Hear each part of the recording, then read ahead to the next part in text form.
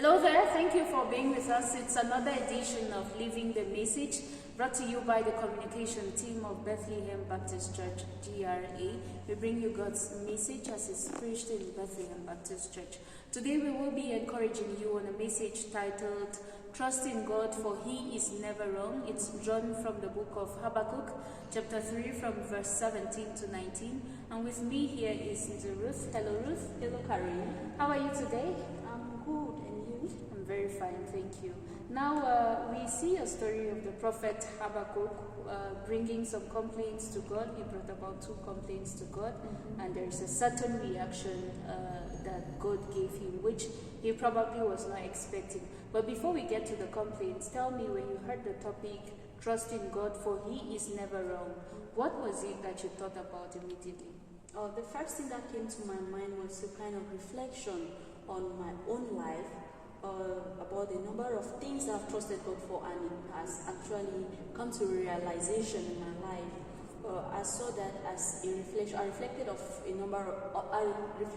number of things, and also it was like an encouragement to me, because there are things that I am still trusting God that God should do for me, and it encouraged me that I should keep trusting God. It may tarry, but I should keep trusting God because God is never wrong. Okay, now we see, if you read through the book of Habakkuk, for those of you who are watching us, you realize that there was a point in the lives of the children of Israel, that there was a lot of wickedness, there was a lot of evil being carried out. And so it was disturbing to Habakkuk, who was a prophet. And so just by playing his role, he had to take these issues to God.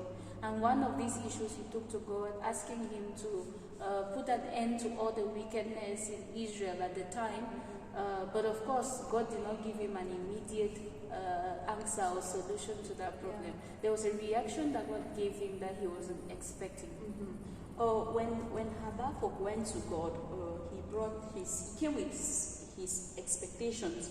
But when he was let's say he was in a dialogue with God, God told him that in a vision that I am raising up a nation, and this nation that he was talking about was Babylon, and it is that nation that is going to save Israel from the atrocities that they are going through. And Habakkuk was like, how can you be raising this nation to save us from atrocities? This nation that it is not actually your chosen nation. The Israelites are your chosen nation. So that is the kind of mix up that Habakkuk find himself in because of the situation, the challenge that he had at the moment. And now he went back, and even in the frustration, he had to now come back to God with a second complaint, talking about how God is going to use Babylon, which he considered a not very righteous nation, to bring about change in his own chosen people, Israel. Now, Habakkuk was asking that, but the wickedness too in these people, Babylon, when will that want to come to an end? And of course, it's something that can make you to feel a bit frustrated, especially when you feel that, okay, you are behaving this way, you are working in accordance to God's will, you're working according to His commandments, and then He's instead not giving you a solution the way you wanted. Now, when you listen to this, how do you encourage yourself as a Christian to know that, okay, God is not always going to work the way I want Him to?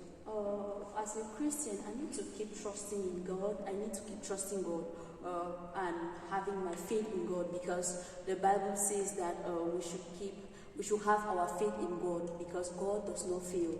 Yes, so like the topic holds to, we should trust in God because He is never wrong.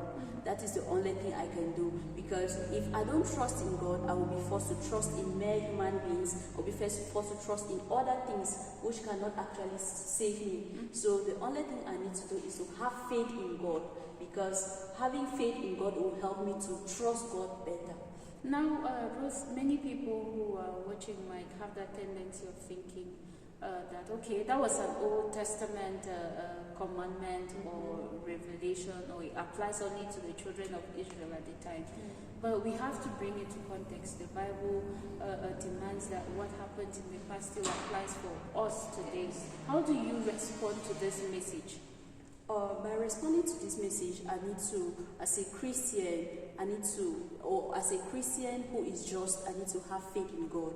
Because when we look at our society today, when we look at what is happening in our community, in the Northwest regions where we find ourselves in particular, we see that many things are going wrong. People have left their homes. They don't think of ever returning back to their homes. People have left, there is a kind of separation. They don't think of ever being united again with their family members. Many have died and they are losing hope every day. They don't think that they will ever get back whatever they have invested before. But if we have faith in God, like children of God, like Christians, we will know that all those things will be restored. Because if the God who was able to do it before, if we are serving that God and if we are trusting that God, He will still do it now. Okay, thank you very much. There is still also a call to demonstrate uncommon faith in God, Yes. especially at a point like this. Mm-hmm. How do you plan on demonstrating this uncommon faith? I think I am trusting God and believing God with my whole heart, with the many things that are still that I am still to have in my life. Yeah. So by demonstrating uncommon faith, it's just believing that God is going to do something out of the normal side of man, things that man cannot even imagine. Yes, because with faith is something that you do not see. Yes, you just believe. Like Hebrews will have it. You just believe in something, and that uncommon faith, it is something that you don't need to just believe anyhow. You have to believe with your whole heart and trust in God too. Okay, and just to also add and encourage those of you who are following us, we live in times that are difficult. For those of you who find yourselves probably in the Northwest and Southwest regions, you know that we are living in a state of conflict. There are a lot of kidnappings, there are killings, and so many other things. Of course, also the entire country, you have an increase in prices of basic commodities. Yes. That makes life difficult for the common man.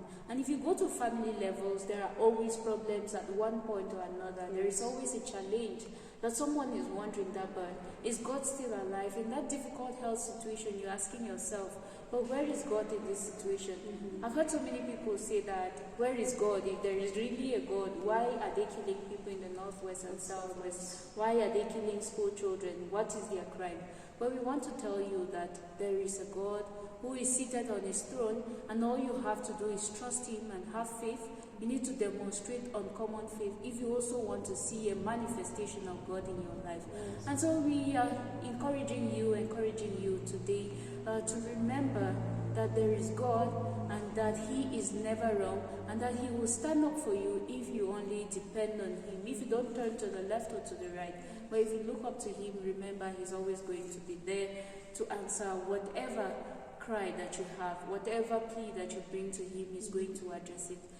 Thank you very much, Ruth. Do you have any last thing you want to drop? The last thing I will have to drop is just an encouragement for each and every one to keep trusting in God, because God is never wrong. You may have challenges, you may have difficulties, or things may seem like it will never be good again on your side, but keep trusting God, because there is a time for everything. Thank you so much, and to all of you who are with us, thank you for following us.